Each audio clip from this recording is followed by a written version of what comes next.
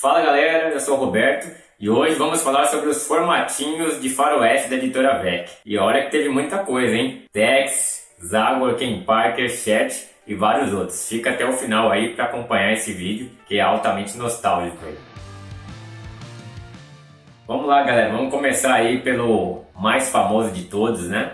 Não tem jeito, o Tex aí quando chegou, ele tá até hoje. A VEC começou a publicar a edição em fevereiro de 71 e foi publicado até em agosto de 83, somando 164 edições. Depois aí outras editoras deram em sequência, mas vamos falar sobre essas 164 edições aqui. E vamos falar sobre algumas curiosidades. Hoje é um patamar que a gente nem tem mais ideia como que era vender tanto naquela época, mas as edições do Tex chegaram a vender 150 mil cópias. Você vê a proporção. E olha que hoje em dia ainda a gente tem uma dificuldade muito grande de achar algumas edições da VEC. Lógico, já fazem 50 anos, né? Praticamente da primeira edição que foi lançado.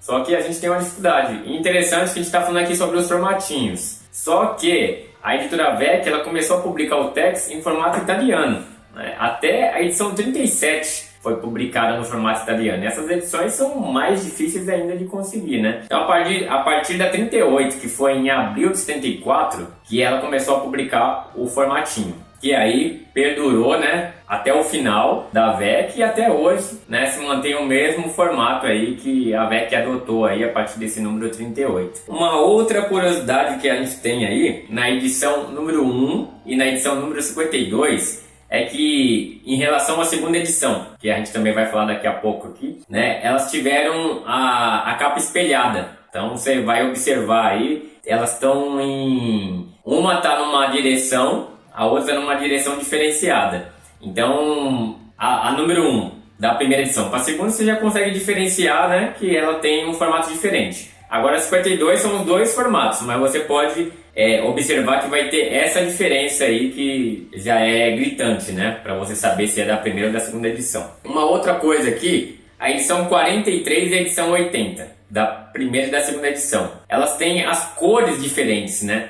Tanto que na segunda edição, a cor da própria camiseta do Tex, né, a clássica ali, amarela, está diferente. Então assim ficou gritante. Eu não sei se foi algum problema da gráfica na época, o que aconteceu, mas está muito diferente essas duas edições aí. Então você bate o olho aí e você sabe também diferenciar por essas cores, né? Provavelmente um erro na impressão. Eu acredito que eles não tenham o objetivo de querer mudar, né, para ficar diferente. Uma outra curiosidade que a gente tem aí na primeira edição de Tex é que a partir do número 52, o logo da VEC ele sai, né, aquele V que estava presente em todas as edições, e aí entra só o nome da editora, né, a partir da 52. Então a partir da 52 sai, né, o logo e fica só o nome Editora VEC, que aí perdura também até o final aí das publicações. Agora vamos falar sobre a segunda edição do Tex. A segunda edição do Tex, ela começou em abril de 77 e foi até julho de 83, totalizando 94 edições. Diferente da primeira edição,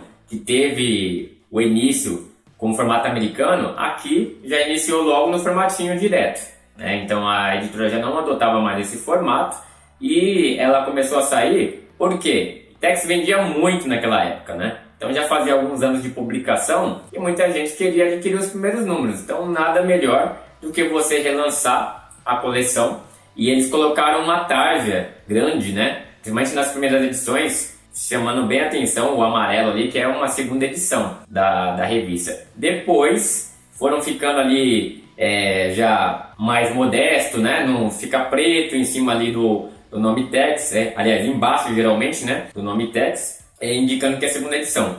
Porém, algumas edições você verifica que não tem esse nome, né, da segunda edição. Por exemplo, que você coloca aí a 80, né? A gente até falou agora há pouco, não tem, mas pela diferenciação aí de cor, por mais seja o tamanho, você consegue saber, né? Então são pouquíssimas. A maioria tem já indicação aí de segunda edição. E ela foi bem mais curta, né, em relação aí à anterior. Mas ela acabou junto, né? A segunda edição ela acabou junto com a primeira, porque na verdade a VEC fechou as portas naquela época, né? Então ela parou de publicar as edições, então encerrou aí as duas juntas do Tex, mas fez um sucesso aí, deixou nostalgia, e a editora aí Geográfica deu prosseguimento depois, né, do cancelamento do Tex pela VEC.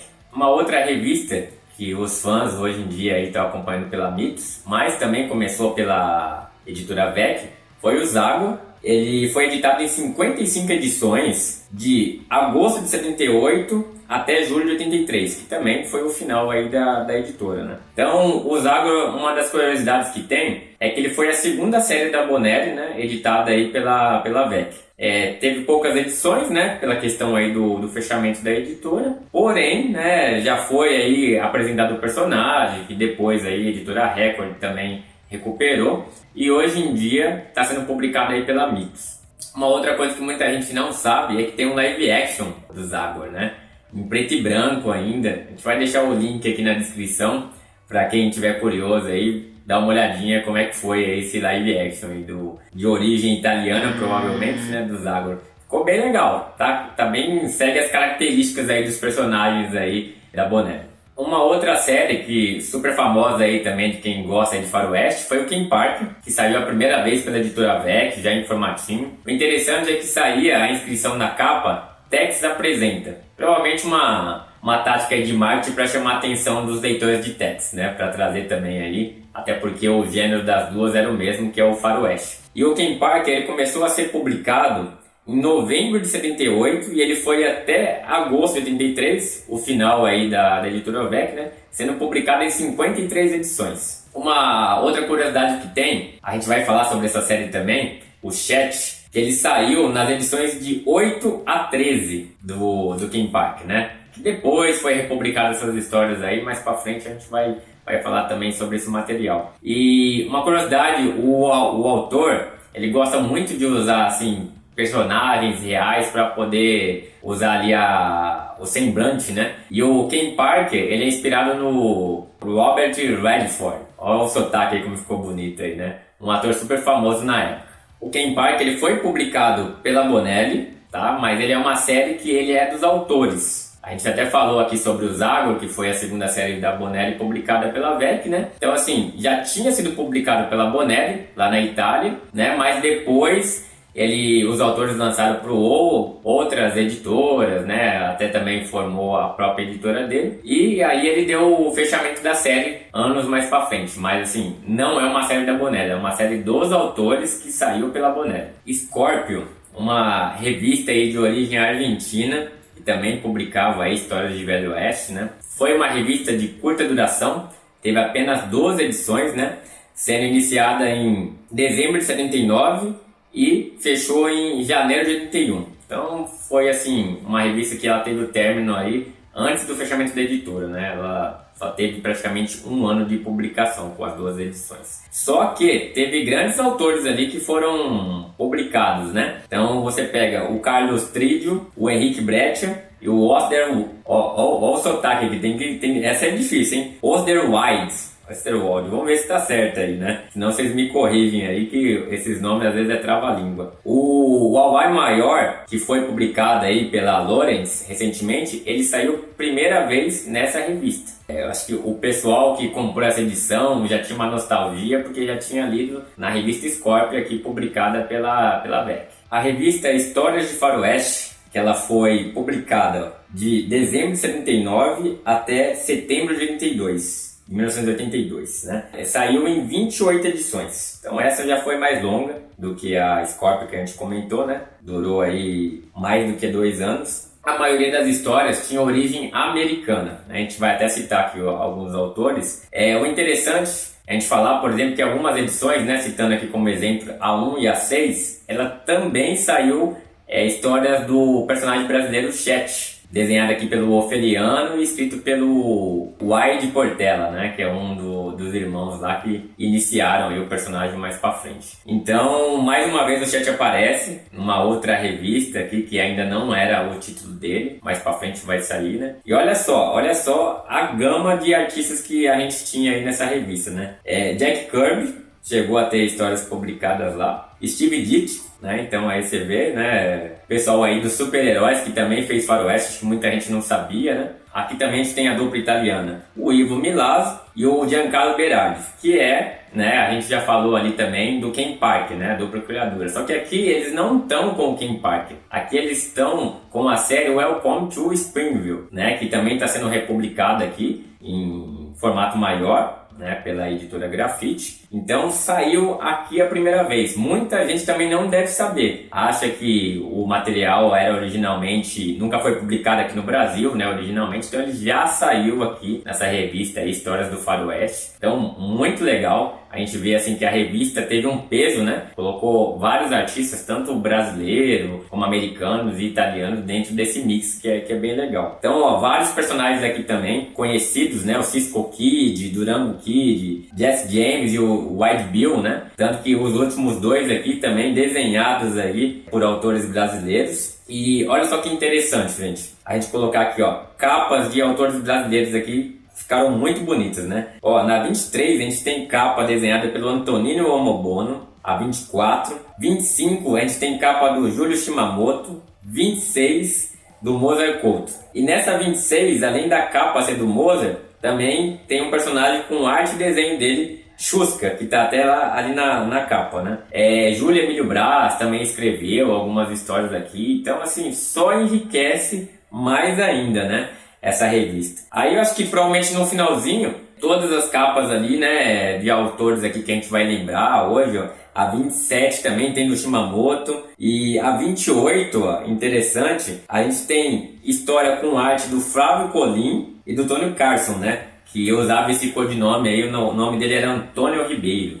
Então essa revista, assim, com 28 edições, ela trouxe praticamente, acho que o melhor mix, né, do faroeste, com autores aí do mundo inteiro. Então, assim, capas muito bonitas dessa revista e conteúdo que está sendo republicado hoje em dia, né? Muita coisa boa. Então, acho que essa revista, apesar de ela ter uma curta duração, 28 números, acho que ela ficou marcada aí para quem leu na época, quem teve a oportunidade de pegar na banca. Hoje em dia, mesmo quem não acompanhou, tem que ir atrás de sebo. A revista tem uma certa dificuldade de encontrar, né? Uma revista bem bacana. Uma outra série aí que é interessante a gente falar da VEC foi o Chacal, que ela teve 28 edições, sendo ela publicada de julho de 80 até 82. Não tem um mês exato aqui, mas durou aí um pouco mais do que 2 anos, né? Uma curiosidade é que até o número 16 da revista Chacal, ela estava sendo publicada histórias originalmente de uma série chamada Judas, lá na Itália. Provavelmente eles mudaram para Chacal, eu acho que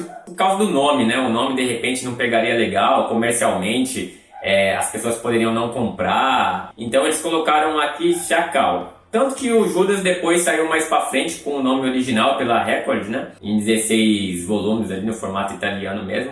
Mas aqui a primeira vez ele saiu com esse nome de Chacal. O que aconteceu? A gente falou que teve 28 edições, só que o Judas só ia até as 16. O que eles fizeram? A partir da edição 17, eles assumiram com histórias nacionais. Então da 17 até a 28 são histórias nacionais. E eles criaram esse personagem com esse nome, né? O Ota ali na época, com o roteirista, né? Que era o Tony Carson, que ele usava esse nome por causa de uns westerns de bolso que ele escrevia. Então para dar aquela conotação que de repente seria as histórias de um americano, não de um brasileiro, né? Então ele usou o nome Tony Carson, né? Mas era Antônio Ribeiro, o nome dele. E aí o personagem também ganhou esse nome, né? Chacal. E você vê na capa, né? Escrito série Tony Carson. Então, a partir daí, eles começaram a fazer as histórias. E olha, uma coisa que, assim, eu sou muito fã é da arte do Antonino Omobono. Então, nas capas, aí teve também internamente, né? As artes dele. É uma série que vale muito a pena, não só pela o Judas, né? Originalmente lançado, como também essa continuidade que eles deram a esse personagem. Que também foi republicado aí recentemente, né? Saiu aí num formato americano, novo, numa edição muito bonita. Então, assim, vale muito a pena essa série. Ela também foi curta, não foi muito longa, mas quem acompanhou aí gostou, acho que tanto da versão italiana, originalmente, como da edição brasileira. Agora vamos falar de uma série brasileira, que a gente já falou aqui, de certa forma, em outras duas, né? Que foi o Chat, que ele já tinha saído no Ken Park anteriormente, mas aqui é a série dele que saiu, né? Que foi publicada de maio de 1980 até setembro de 82, totalizando 22 edições. Ela foi iniciada pelos irmãos Portela, o Wide e o Watson, né? O Watson aí nos desenhos e o Wide nos roteiros. A grande maioria esmagadora dos roteiros de todas as edições foi feita aí pelo Wide Portela, né? E a gente tem que observar que depois que o Watson saiu nas primeiras edições ali, nossa, a gente teve substitutos assim à altura, com a arte também, é o trio, né? O Watson tem uma arte maravilhosa, mas aí chega, por exemplo, o Ofeliano de Almeida, que substitui muito bem, né? Uma arte belíssima. E o Antonino Mobono também, né? E os dois fizeram várias capas das edições, as capas são muito bonitas. Então, assim, que não perde pra nada o material estrangeiro, ficou muito bonito. Um personagem aí nacional, né? Se passa no oeste americano também. É óbvio que tem influências aí do Tex, mas foi um personagem aí que teve um destaque pra época da VEC. E a VEC, a gente tem que falar, assim, que foi uma editora que ela apostava nos autores aí nacionais, né? Então, assim, deu oportunidade para muita gente. Praticamente todas as publicações que a gente falou aqui tinha participação de brasileiros em capas, em roteiros, né? E colocava uma história ali no meio deles. Então, assim, foi muito legal. É um personagem que deveria ser republicado, né? Pegar, assim, todas essas edições aí, fazer um compilado que valeria muito a pena. Outro também que a gente tem que citar aqui são os irmãos Vetilo, né? O Eduardo e o Walter também, que participaram aí da revista. São dois autores aí também bem conceituados. Só enriqueceu esse time aí do chat, né? Essas 22 edições aí que foram publicadas. A gente já falou aqui que o chat tinha saído no King Parker e depois eles aproveitaram a VEC e lançou uma edição especial do chat, né? Então saiu o chat especial Desejo de Vingança, publicado em março de 81, né? Então ele pegava as histórias que foram publicadas no King Parker do número 8 até o 13, né? Então numa edição única, já com destaque até na capa, né? A arte do Watson Portela, né? E os roteiros do Wide Portela.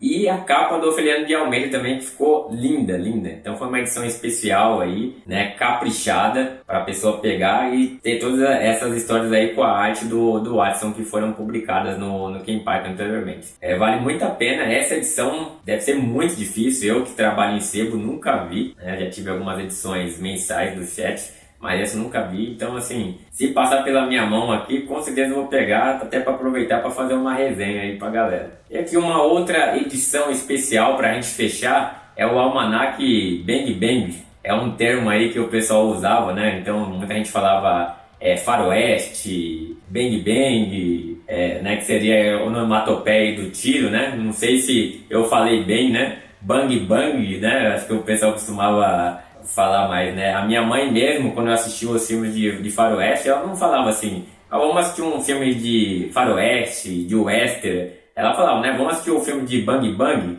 Vamos, né? Então, assim, eu ainda peguei o finalzinho dos anos 90. E esse almanac, ele tem esse nome, né? Saiu, assim, um almanac até parrudo, né? 200 páginas com histórias. E a maioria de origem americana, né? Compõe esse encadernado aqui. Vale a pena também, uma edição que só saiu ela, né? Não teve sequência aí para outros números. E fechar bem aí, a gente falando sobre todos esses westerns, né? Esse gênero aí que foi publicado pela VEC aí com um monte de série e alguns especiais. Então, como deu para perceber, né? A VEC, isso porque a gente está falando só de formatinho, hein? A VEC publicou muito formatinho de faroeste, muita coisa, dando aí oportunidade para os brasileiros também aqui na época, né, criarem histórias, e que isso ficou marcado, né? Então a gente teve aí Mozart Couto, Watson Portela, Júlio Shimamoto, vários outros que a gente citou aí, e hoje, né, já tem o seu nome consolidado, mas nessa época, né, era uma época ainda de início. Agora um aspecto aí que acho que muita gente que tem essas edições, em geral, tá?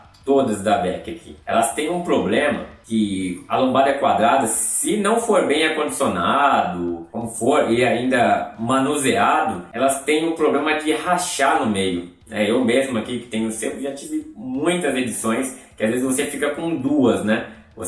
ela abre, ela parte no meio, né? Então você tem que tomar muito cuidado. Até tem muita gente quando vai comprar, ela já pergunta essa observação, ela quer saber como que tá a lombada das edições, porque às vezes ela tá comprando porque ela quer trocar, ela já tem uma com esse problema, e fica difícil de você restaurar essas revistas nesse estado, né? Porque ela não solta da lombada, o problema não é a cola soltando as páginas, né? Ela quebra. Então, para você poder colar, não é qualquer um que faz um trabalho muito bom, né? Desse jeito. Então, o pessoal costuma comprar. Então, assim, eu não sei qual que era o problema ali em relação, se era a cola, a inclinação, mas tinha esse problema. Mas diante disso, né, é a qualidade que tinha para ser publicado de repente na época, para ficar acessível. Eu acho que isso é um fator aí que fica para trás. O importante foi que saiu muita coisa, né? O Tex mesmo vendeu demais. E aí eu acredito que o Tex deu oportunidade também para a editora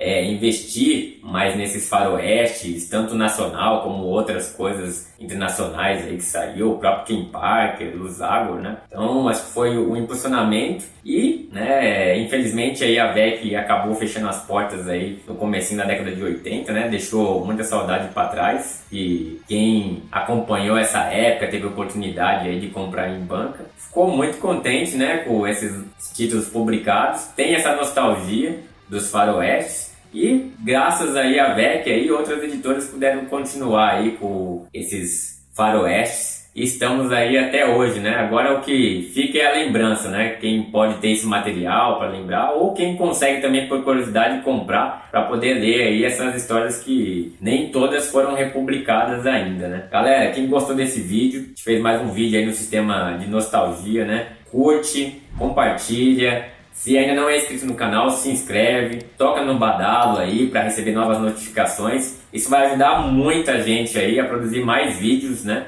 Da editora VEC, Abril, outras editoras que publicaram o formatinho. Te aguardo aí, vocês aí pro próximo vídeo. Um abraço!